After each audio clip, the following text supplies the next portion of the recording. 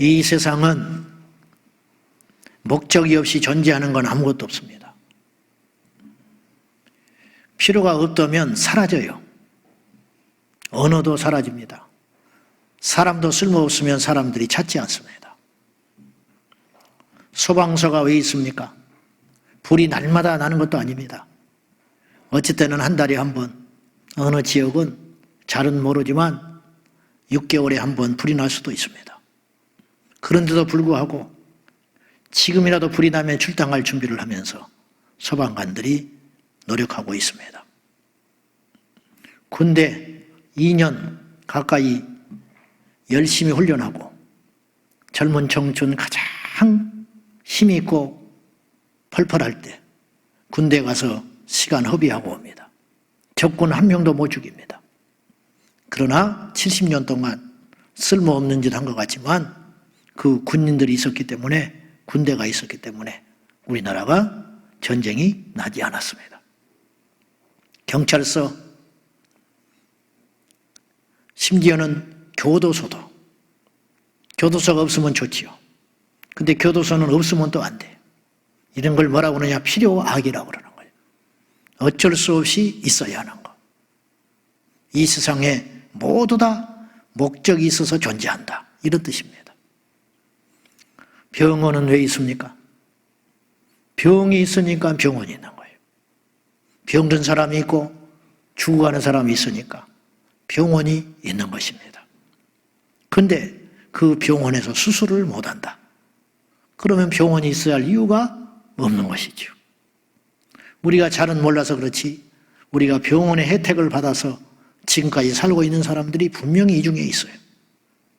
저도 어릴 적에 이쪽에 큰 화상을 입어가지고 병원에 갔습니다. 병원에 가지 않았으면 감염됐을 것이고 잘못하면 팔이 썩어 들어가서 이 팔을 잘라야 했을지도 몰라요. 우리가 나았으니까, 약 먹었으니까, 치료받았으니까 잊어버려서 그렇지 우리가 다 이런저런 모양으로 병원의 혜택을 받고 또 앞으로 받고 살아가야 할지 몰라요. 근데 요새 인구가 줄으니까, 특별히 농촌의 인구들이 줄어드니까 병원들이 적자가 나고 의사들이 힘들어지니까 시골의 어려운 면 단위, 군 단위에 병원을 세우려고 하지 않으니까 있던 병원도 전부 없어지고 철수하는 바람에 지금 알게 모르게 엄청난 피해들이 일어나고 있어요. 밤중에 아팠는데 119를 불렀는데 병원에 가야 되는데 30분, 10분 앞에 있는 병원을 가야 사는데 2시간, 3시간씩 먼 도해지에 큰 병원을 찾아가야 되니까 그 사이에 죽는 일은 또 얼마나 많이 있겠습니까? 보도가 안 돼서 그렇지. 그처럼 병원이라는 것은 꼭 필요한데 왜 필요하냐? 사람을 살리기 위해서 필요하다. 여러분, 병원은 좋은 것도 아니고 나쁜 것도 아니에요. 병원은 꼭 있어야 할, 살리기 위해서 있어야 하는 곳이 병원이다, 그런 뜻입니다. 교회는 어떤 곳입니까? 여러분에게 묻겠습니다. 교회는 좋은 것도 아니고 나쁜 것도 아니에요. 교회는 어떤 것이냐? 지난번에 10월 3일 날 보건복지부에서 통계가 나왔어요. 지금 코로나 와중에 교회 상황이 어떻게 됐는지. 82%가 현장 예배를 드리고 있어요. 현재. 근데 그것도 제대로 다 와서 드리지도 못해요. 4단계니 3단계니 해가지고 본당이 만석을 앉을 수 있는 예배당도 99명밖에 못 앉아요. 1000명 모여있은 예배당도 99명, 그리고 나머지는 10%만 앉아서 예배 드릴 수 있어요. 그러니까 주일날 성도들이 다 오지를 못해. 그나마 현장에서 예배 드리고 있는 교회가 82%다. 그렇게 나왔어요. 그 다음에 아예 현장 예배는 포기해버리고 온라인으로만 예배 드리는 교회. 현장에서 숫자를 제한받되 예배를 드릴 수 있음에도 불구하고 코로나를 이유로 아예 전면적으로 온라인으로만 예배 드리는 교회가 2%다. 100교회 중에 2교회는 그렇게 하고 있다. 그러면 어쨌든 현장이든 영상이든 예배를 드리는 교회를 합쳐도 84%밖에 안 돼요. 그러면 나머지 16%는 어떻게 됐느냐? 교회가 폐쇄돼 버려서 예배를 아예 안 드리고 있다. 이런 경악스러운 결과가 나온 거예요. 우리나라 교회를 6만 5천 개를 볼 때에 16%가 예배를 안 드리고 문 닫아버리고 폐쇄되어 있다. 그 말은 무슨 뜻이냐? 약 10,000개의 교회가 1년 9개월 사이에 예배를 안 드리고 지금 그러고 있다. 그런 상황입니다. 저는 예수님 안 믿고 불신자일 때 세상에 필요 없는 데가 교회라고 했어요. 속으로. 교회나 사찰이나 무당집이나 죄송합니다마는 모르니까 용감하다고 성당이나 다 똑같다. 저희 사는 지역에는 절이 많았어요. 산 밑이라. 절이 여럿 있었어요. 그 승려들이 그 옛날에 집차, 좋은 차 타고 시커먼 집차 다니면서 절들이 산에 있으니까 돈 흥청망청 써대며 회 먹으러 다니고 고기 먹으러 다니고 승복 입고 머리 깎고 그래서 툭 하면 싸워 또 자기들끼리 술 먹고. 나는 내 눈으로 그걸 봤어요. 가짜다. 사람들 등쳐먹는 것이다. 종교인들은 세상 사람들 등쳐먹고 있는 것이다. 교회나 뭐 다르냐? 술만 안 먹을 뿐이지 다 똑같은 거 아니야. 사람들 속여가지고 목사 월급 주고 있는 것이다. 내가 그렇게 생각했어요. 모르니까 큰일 날 뻔한 거지. 보통 사람들이 그렇게 생각하는 경우들이 허다하게 많아요. 여러분도 세상에 있을 때는 저와 차이만 있을 뿐이지 그렇게 생각하며 살았을 거예요. 교회는 좋은 일 하는 곳이 아니에요. 교회는 친절한 것도 아니에요. 병원이 자선음악회 할 때가 있습니다. 병원에서. 병원이 그림 붙여놓고 미술 전시할 때 있습니다. 병원에 가면 엘리베이터 타면 세미나 한다고 이렇게 광고 붙어 있어요. 어떤 선생 와가지고 세미나 한다. 법회 한다는 병원도 있어. 법회. 근데 병원의 목적은 세미나 하는 것도 아니고 자선음악회 하는 것도 아니고 미술 전시하는 것이 아니에요. 그거 하는 이유는 뭐냐? 환자 때문에 하는 거예요. 교회에서 밥을 줍니다. 교회에서 아이들 영어 가르쳐 줄 수 있습니다. 교회에서 등산 가고 체육대 할 수 있습니다. 그러나 그거 하라고 교회가 있는 것 아닙니다. 병원은 왜 있느냐? 사람들 고치라고 있듯이 교회는 왜 존재하느냐? 세상에 병이 없으면 병원은 없어지는 거예요. 세상에 죄지은 자들이 없으면 감옥이 없어지는 거예요. 그래서 천국은 병원이 없어요. 왜? 병이 없기 때문에. 그러면 교회는 왜 있냐? 이 땅에 죄가 있기 때문에 교회가 반드시 있어야 되는 거예요. 오늘 제목이 이거예요. 수술이 사라진 병원. 다시 말해서 필요 없다. 병원이 수술을 못하면 뭐하러 있냐? 친절하면 뭐하고 시설 좋으면 뭐하고 좋은 자리에 있으면 뭐하냐? 세상 필요 없는 건 아니냐? 교회도 마찬가지. 영혼을 수술하지 못하면 교회가 무엇하러 존재하느냐? 그런 뜻이에요.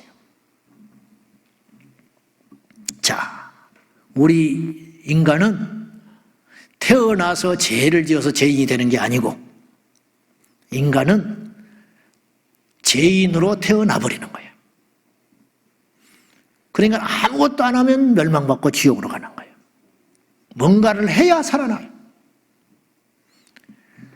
불치병을 갖고 어머니 모태에서 병을 갖고 태어나면 치료를 안 하면 죽을 거 아니에요.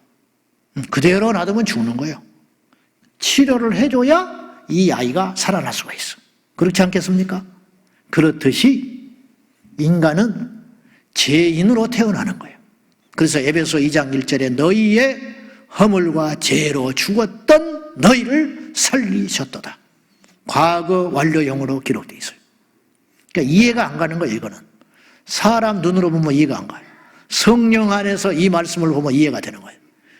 그는 예수님은 허물과 죄로 죽었던 너희를 살리셨도다. 왜 죽냐? 태어났는데 왜 죽어? 살아있는데, 숨쉬고 있는데. 하나님이 볼 때는 죽었다. 뭐가 죽었냐? 영혼이 죽었다. 뭐 때문에 죽었냐? 밥을 안 먹어서 죽은 게 아니고, 뭘 잘못해서 죽은 게 아니고, 죄와 허물 때문에 이미 죽어서 태어났다. 이런 뜻이에요. 그러면 죽어서 태어나, 죄 때문에 죽어버려 죽고 태어난, 영혼이 죽은 상태로 태어난 이 인생을 어떻게 살리냐? 수술을 해야 살린다 이 말이에요. 그럼 어디서 수술하냐? 교회에서 수술한다. 그런 뜻이에요. 여러분, 사람이 병이 들었는데 그 병을 고치려면 두 가지의 전제 조건이 반드시 있어야 돼요. 첫째, 자기가 아픈 병든 환자라는 걸 알아야 고칠 수 있어요. 병이 들었는데 자기가 병든지를 모르면 그 사람은 의사를 찾지 않아요. 그래서 죽을 수밖에 없는 거예요. 우리나라 30세 이상의 중에 당뇨병 환자가 13%라고 그래요. 30세 이상 중에 1명이나 2명은 당뇨 환자라는 거예요. 근데 당뇨 자체는 무서운 병이 아니에요. 아프질 않아요. 문제는 합병증이에요. 다른 병을 가져와 버려요. 당뇨 때문에. 문제는 또 다른 데 있는데, 왜 당뇨병이 무섭냐면 소리 없이 죽이는 병을 당뇨병이라고 그래요. 어느 날 퍽 쓰러져서 죽어. 어느 날 혈관이 터져서 죽었어요. 근데 혈관이 그냥 터진 게 아니에요. 당뇨 때문에 터진 거예요. 어느 날 눈이 멀어버려요. 어느 날 아침에 일어나서 이빨을 막 닦는데 치아가 3개가 두두둑 빠져버려요. 치과에 갈 병이 아니에요, 이거는. 당뇨 합병증으로 이빨이 빠져버린 거예요. 그거는 임플란트도 안 돼요. 못 고쳐. 문제는 30세 이상 13%의 당뇨 환자 중에, 그 중에 무려 30%는 자기가 당뇨 환자인지를 모를 거라는 거예요. 정확히 몇 명이 당뇨 환자인지를 몰라요. 그 이유가 뭐냐? 아프지를 않으니까 검사를 안 받는 거예요. 그러니까 10중 8구는 우연히 건강검진하다가 당뇨입니다, 그 소리를 들어요. 피검사 하니까. 아프지를 않으니까. 당뇨인지를 모르고 방치해 있다가 피검사 해보니까 당이 높다는 거예요.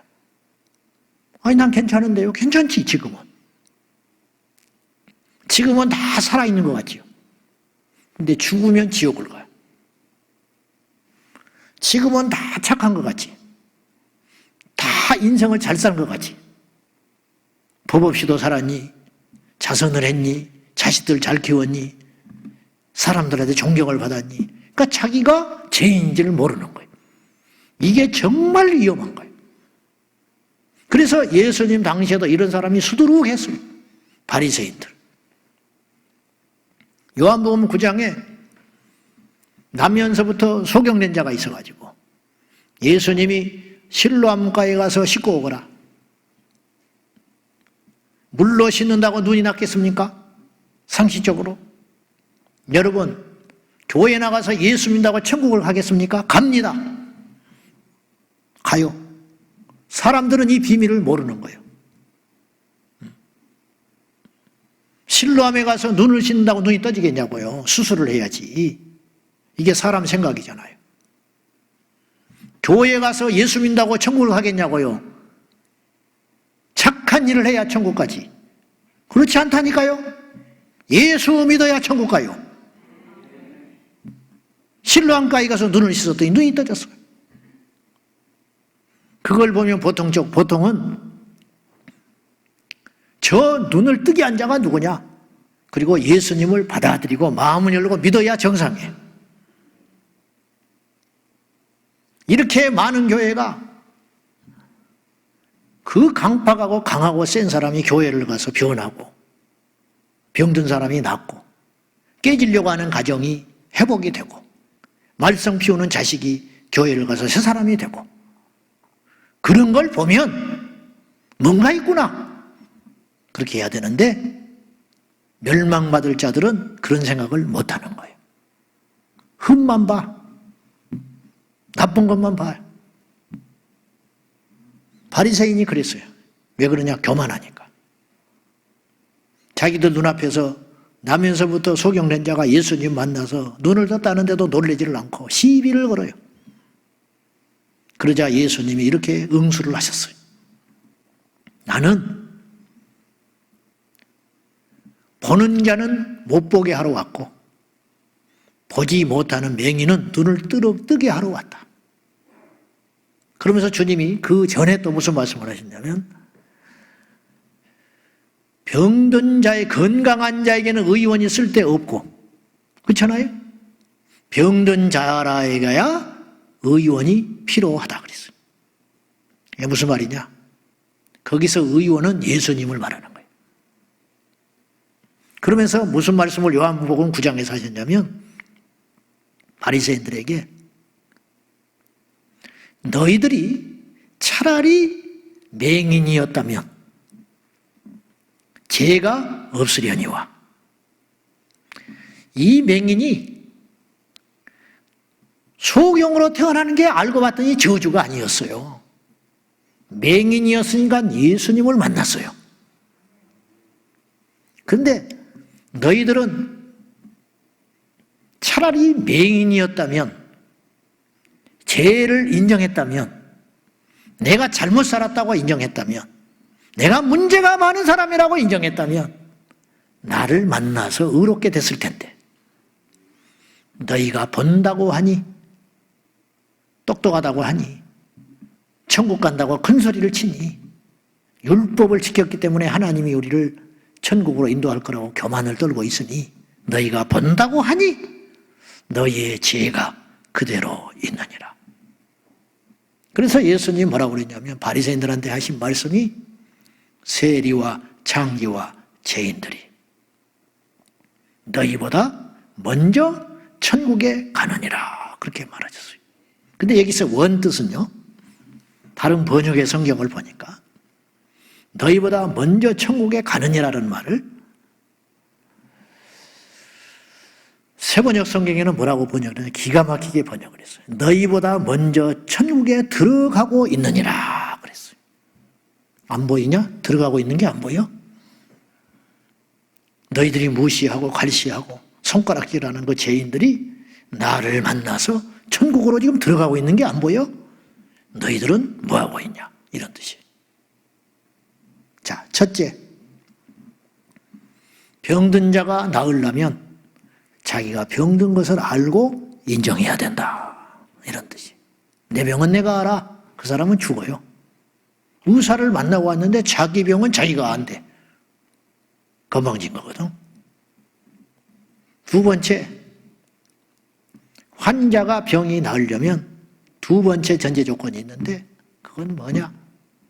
수술을 받아야 낫는다는 거예요. 죄인이 의롭게 되려면, 죄인이 천국을 가려면 우리도 모른 채 이 두 과정을 거친 거예요. 첫째, 죄인인 것을 인정하는 거예요. 베드로가 인정을 했어요. 예수님 만나서 주여 나를 떠나소서 나는 죄인으로소이다. 그걸 그때 한 거예요. 그때 알았다니까. 칭찬을 받고. 원래 죄인이었죠. 베드로가 예수님 만나서 죄인 된 게 아니에요. 원래 죄인이었어. 근데 예수님을 만나고 자기가 죄인인 걸 안 거야. 원래 아팠어요. 원래 병이 있었어요. 근데 엑스레이를 찍으니까 병이 나타나는 거예요. 그런 원리죠. 근데 죄인입니다. 그리고 울고는 돌아가 버렸어. 그러면 그 사람은 끝나는 거예요. 그대로. 죄인으로 사는 거예요. 그냥 죽어가는 거예요. 베드로는 주님을 따라 나섰어요. 그래서 산 거예요. 베드로가. 자, 그러면 병원에서 수술할 적에 뭘 사용하냐? 칼을 사용합니다. 그 칼은 아주 예리합니다. 쓱 되면 배가 쩍 갈라져 버려. 한 번 그었는데 안 갈라지나. 두 번, 세 번 그었다. 그건 이미 병원에서 쓸 수 있는 칼이 아니에요. 병원에서 사람을 살리기 위해서 수술을 할 때 칼을 쓰듯이, 그러니까 그 칼이 탁 들어가면 찔려서 아프죠. 오죽하면 마취를 할까. 교회에서 지옥에 갈 죄인의 영혼을 살리기 위해서 수술을 하는데 뭘로 수술을 하느냐? 37절 오늘 본문 시작. 그들이 이 말을 듣고 마음에 찔려 베드로와 다른 사도들에게 물어 이르되 형제들아 우리가 어찌할꼬 하거늘. 마음이 찔렸어요. 왜 찔렸냐?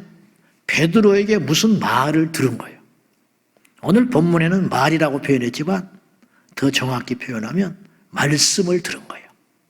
말씀. 어떤 말씀이냐? 너희들이 십자가에 못 박아 죽인 예수 그리스도가 너희를 위해서 다시 살아났고 그분이 우리의 구주이시고 그분을 믿어야만 살 길이 열린다. 이 복음의 핵심을 베드로가 강력하게 전하니까 이 말씀에 수술을 받은 이들이 마음의 찔림을 받아가지고 이들이 어떻게 반응했냐? 그러면 어떻게 하면 좋겠냐? 살려주라.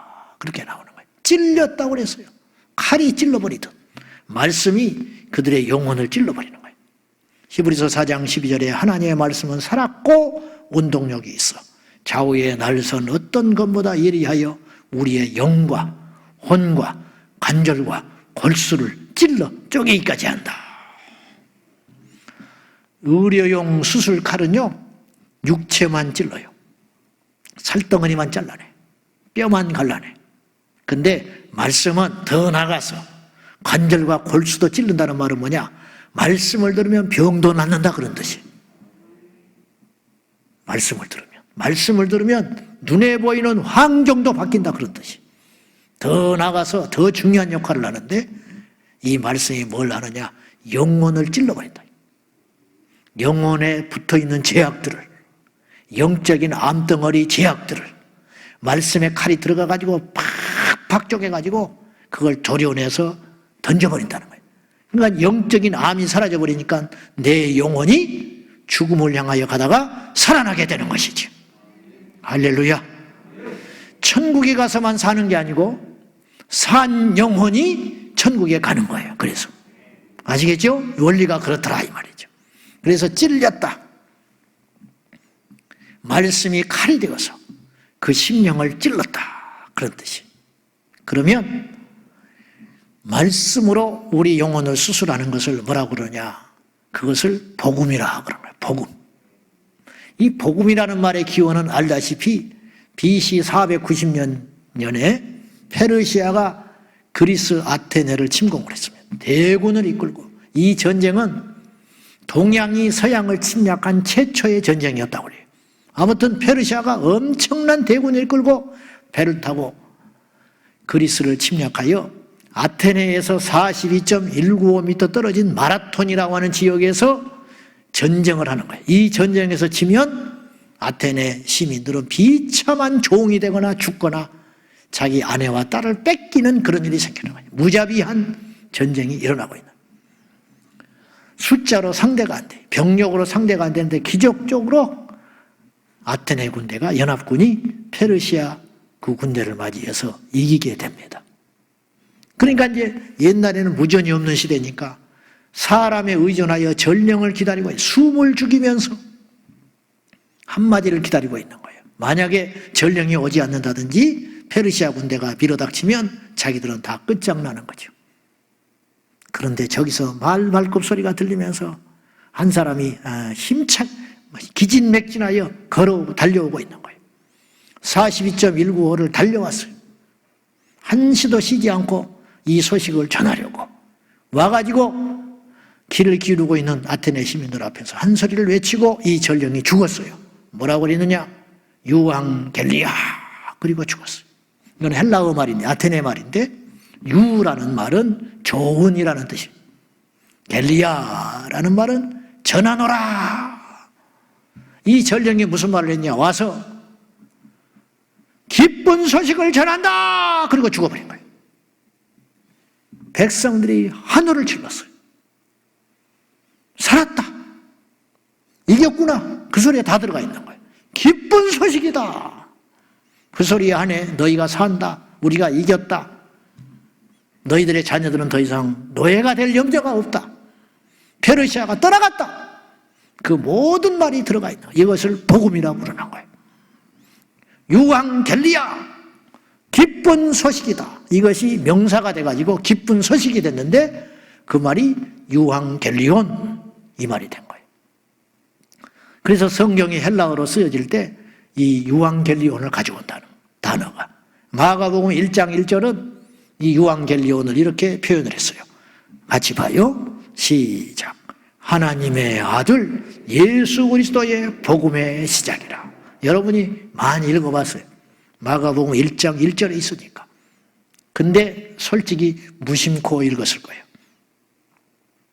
근데 책은 처음과 나중이 제일 중요한 거예요. 사실은. 창세기도 1장 1절이 제일 중요해요. 그것만 믿어지면 게임 끝나는 거예요. 태초에 하나님이 천지를 창조하시니라. 마가복음 1장 1절 하나님의 아들 예수 그리스도의 복음의 시작이라. 예수 그리스도의 유앙겔리온의 시작이다. 그러니까 마가복음을 읽으면서 우리가 뭘 발견해야 되냐면 복음을 발견해야 돼. 복음. 복음이 뭐냐? 살리는 거. 살리는 거. 그래서 로마서 1장에 내가 복음을 부끄러워하지 않는다. 내가 유앙겔리온을 부끄러워하지 않는다. 왜? 이 복음은 모든 믿는 자에게 예수님을 믿기만 하면 살 수 있는 하나님의 능력이 되기 때문이다. 여러분 병원에 갔는데 고개를 좌우 흔들어 버려요. 왜 이제 왔냐고. 그럼 끝나는 거예요. 끝나는 거예요. 근데 아파서 죽을 줄 알았는데 병원에 갔더니 해봅시다. 됩니다. 그동안 너무 고생하셨어. 조금 전에도 그 사람 나와서 지금 걸어 나왔어. 그러면 얼굴이 확 똑같이 아픈데. 왜? 복음을 들은 거야. 복음이라는 건 살리는 거예요. 살리는 거. 우리가 지옥에 갈 죄인이었는데 왜 가는지도 모르고 지옥을 가는데 영적 당뇨병처럼 원인도 모른 채 죽어가는데 우리 기전에 유앙겔리온이 들려오는 거예요. 복음이 뭐냐? 예수 그리스도. 예수를 믿으면 산다. 예수를 믿으면 천국 간다. 영혼의 병든 우리에게 복음이 증거됐다니까요. 여러분 예수만 믿으면 산다는 거예요. 다른 길이 없다는 거예요. 살 길이 있어요. 할렐루야. 우리가 천국 갈 길이 있다는 거예요. 이보다 놀라운 일이 어디가 있냐고. 근데 이 복음이라는 것은 모든 사람들에게 환영받지 못해요. 이건 고통스러울 때가 있어요. 누가 수술을 받고 싶겠어? 복음으로 수술을 받아야 한다니까. 고린도전서 1장 18절 말씀 시작. 십자가의 도가 멸망하는 자들에게는 미련한 것이요 구원을 받는 우리에게는 하나님의 능력이라. 여기서 완전히 대비되는 두 단어가 나와. 하나는 미련함, 하나는 능력. 똑같은 십자가인데 십자가의 가르침이 멸망하는 자들에게 미련하게 보인다. 아니 하나님의 아들이 왜 죽냐? 죽었다 깨도 이해를 못해. 교회를 왜 가냐 이 시국에. 야 기도하면 떡이 나오냐 밥이 나오냐. 아 예배 좀 안 드리면 안 되냐? 나는 인터넷 댓글 보세요. 이 시국에 예배 드리는 사람 난 도무지 이해 못해. 그 말이 뭐예요? 저런 미련 고음탱이들이 있나 그 말이에요. 목사한테 속는다는 거예요. 지금 속고 있다는 거예요. 미련한 것들이라는 거예요. 그래서 스스로 똑똑하다고 여기는 사람은 예수를 안 믿는 거예요. 십자가의 도가 똑같은 십자가인데 어떤 사람은 미련하게 보이고 그러나 알고 봤더니 그렇게 반응을 보이는 이유가 그들이 멸망받을 자들이기 때문에 그렇더라 이 말이에요. 그런데 살라니까 그 십자가가 내 귀에 들어와서 십자가만으로 인하여 내가 살 수 있구나. 그래서 교회마다 십자가가 있구나. 그래서 예수님이 십자가에 죽었구나. 그 깨달음이 온다 이 말이죠. 그리고 왜 그런 일이 일어나느냐? 이 사람은 살 사람이기 때문에. 제 아는 집사님이 친구가 몸이 안 좋다고 암 검진 받으러 갔는데 혼자 가기 무섭다고 같이 가자고 조른 거예요. 따라갔어 딸랑딸랑. 병원에는 안 간 사람인데 도무지. 병원에 갔는데 이 친구가 예약이 돼 있었잖아요. 진찰하기로. 근데 막상 가더니 이 친구가 무서워서 진찰을 못 받겠다고 거부해 버렸어. 그리고 다시 가자고 하니까 이 친구가 집사님이 자기는 병원을 처음 와본 거예요. 그런 걸로. 근데 이상한 생각이 들더래. 나도 한번 검사해 볼까? 그 생각이 들더라네. 그래서 친구가 나가는 건데 자기가 대타로 검사를 예약을 하고 온 거예요. 1년 후에 친구는 죽었어요.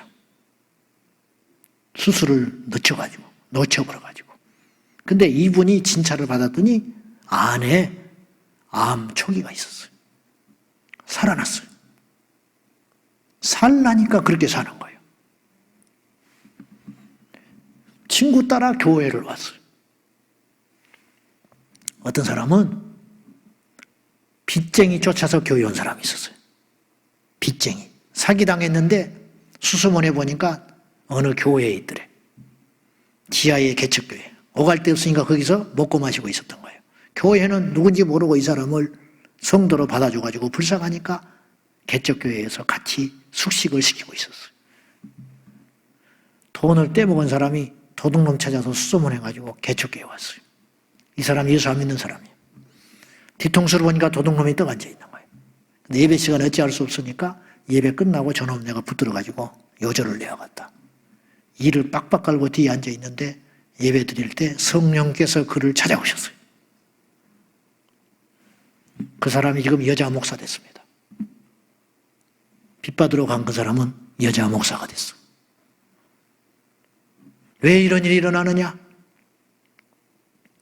복음을 들어서 그런 일이 일어나는 거예요. 복음을.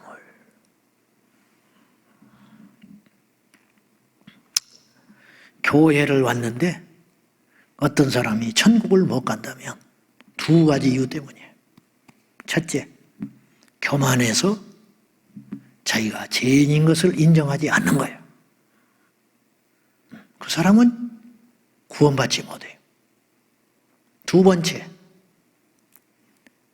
죄인이 예수님을 믿고 의롭게 되기 위해서 몸부림치기 위해서 교회를 왔는데 병든 사람이 병 낫기 위해서 병원을 찾았는데 병원에서 수술은 안 시키고 엉뚱한 짓을 하면 그 사람이 죽듯이 죄송하지만 교회에서 복음을 전하지 않으면 그 사람은 구원받지 못하고 죽는 거예요.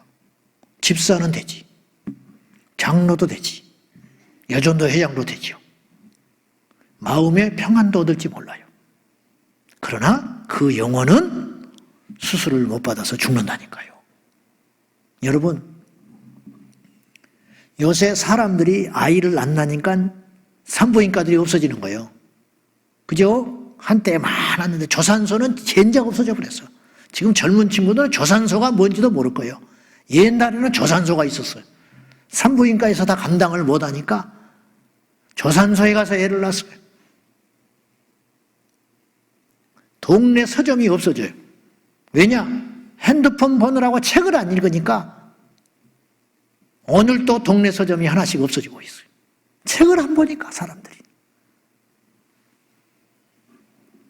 성경을 안 보니까 성경책이 없어지는 날이 올 수 있어요.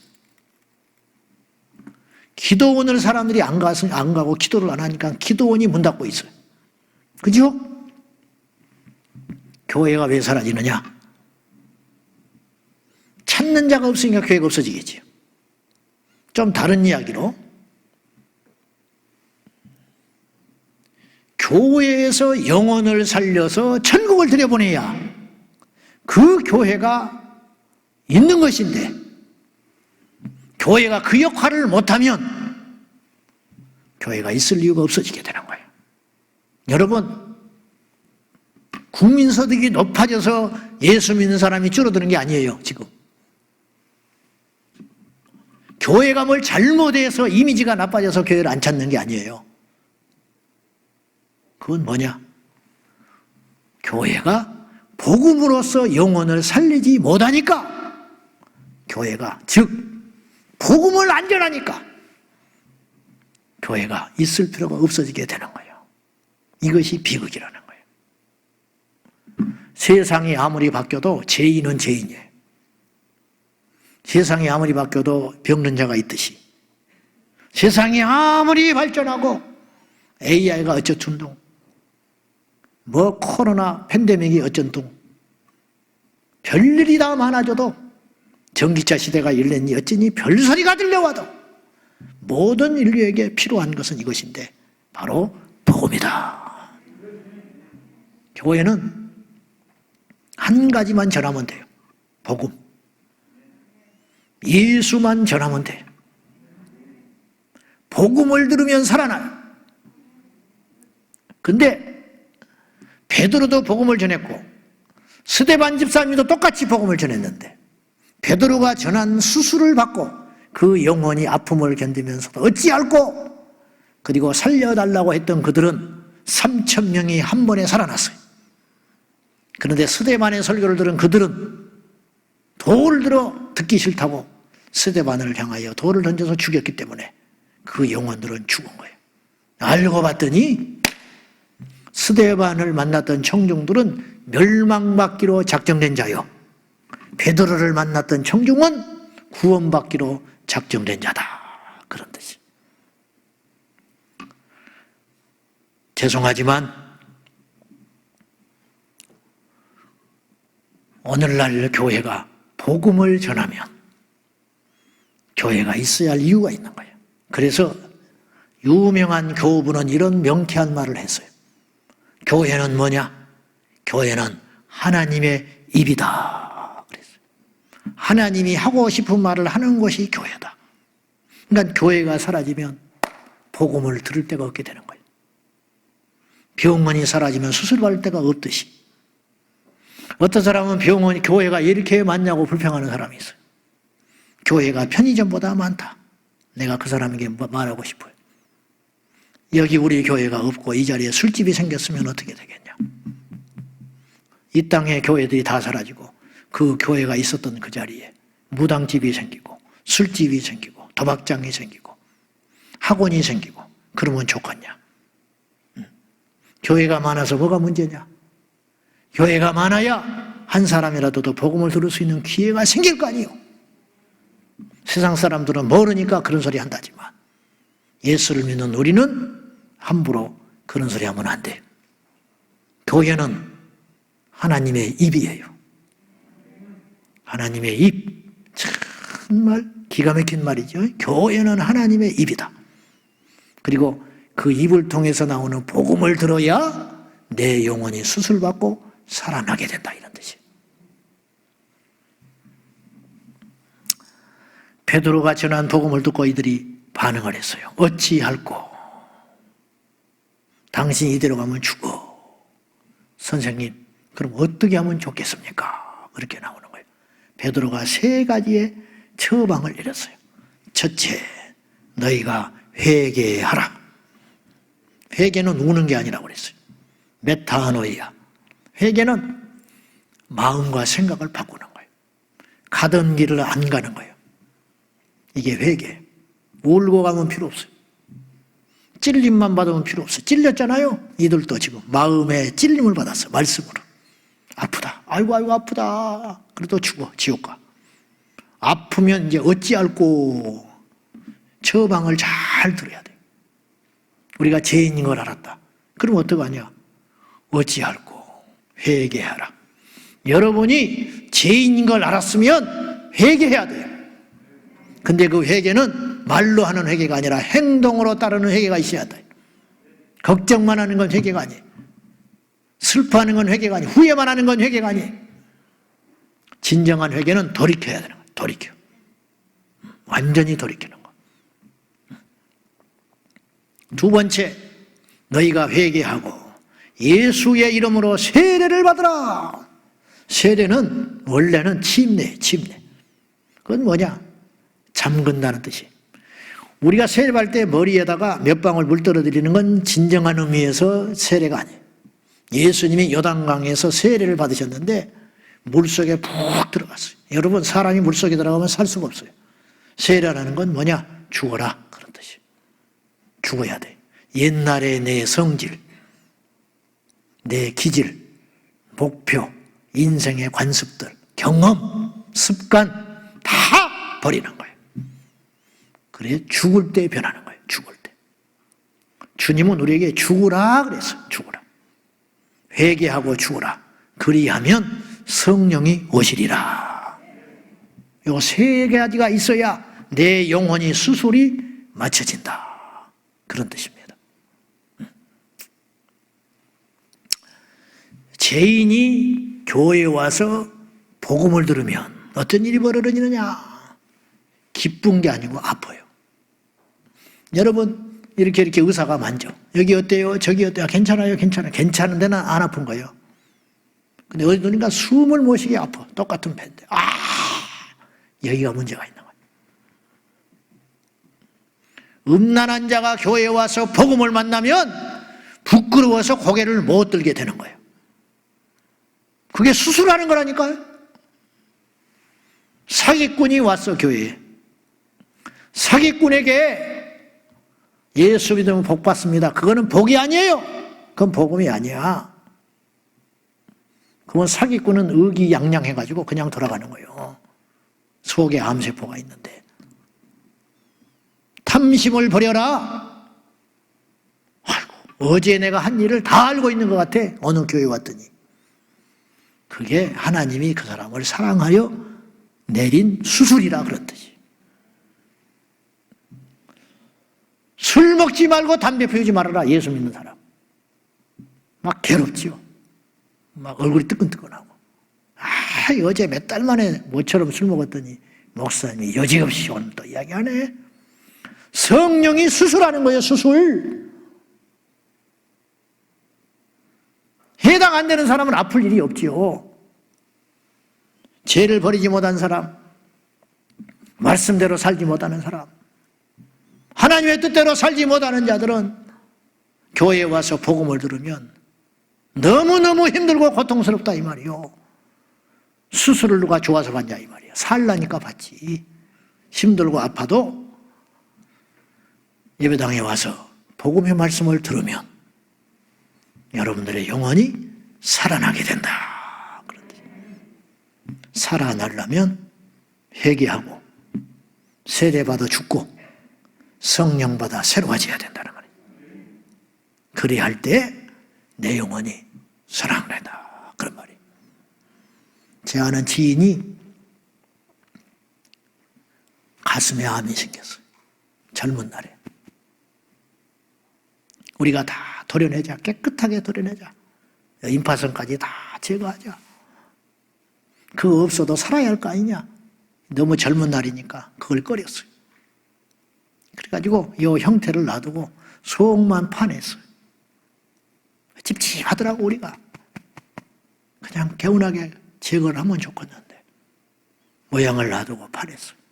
제가 있지도 않아. 병원에 갔더니 나보고 너무 다행이래. 그렇게 수술한 게 다행이래. 자기는 후회하지 않는데. 가지고 인공조형물 넣고 가슴을 살렸어. 5년 있다 재발해서 뼈까지 전이 돼서 죽었어요. 도려내버렸다면 살았을 텐데. 교회에 와서 복음을 듣고 회개하고 말씀대로 내 자신을 쳐서 복종해서 새롭게 되면 사는데 고집 피우고 자존심 상한다고 뭘 몰라서 그런다고 말씀을 거부하면 그 영혼은 그대로 간다 이 말이죠. 말씀해 주랍니다. 병원에 살러 가서 수술을 봐야 하듯이 죄인된 우리는 교회에 와서 복음으로 수술을 받아야 삽니다. 이 수술을 받았습니까? 수술대에 누워서 여러분의 영혼의 병에 가차없이 복음의 칼날을 들이대요. 자존심 상하고 속상하고 낯뜨겁고 부끄럽지만 복음으로 새롭게 돼요. 하나님 앞에 구원받아 생명을 얻는 저와 여러분이 꼭 되시기를 축원합니다. 기도하겠습니다. 하나님, 우리를 수술시켜 주십시오. 살고 싶습니다. 복음의 말씀으로 살려주십시오. 우리의 귓전에 복음만 들려오게 하시고 그 들은 복음이 내 영혼의 암덩어리를 도려내서 나를 살리는 역사 일어나게 하여 주옵소서. 예수님의 이름으로 기도하옵나이다. 아멘.